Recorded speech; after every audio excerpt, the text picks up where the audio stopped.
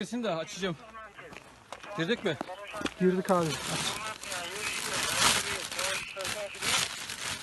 Ayakkabı falan var.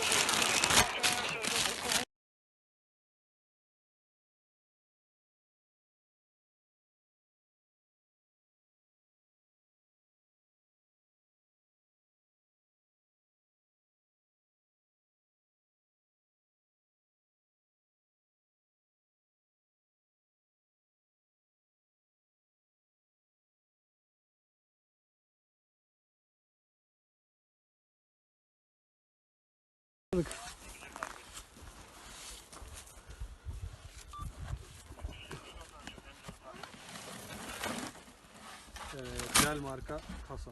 Del marka. Sadece bu mu varmış? Başka bir şey var mı? İçindeki nerede?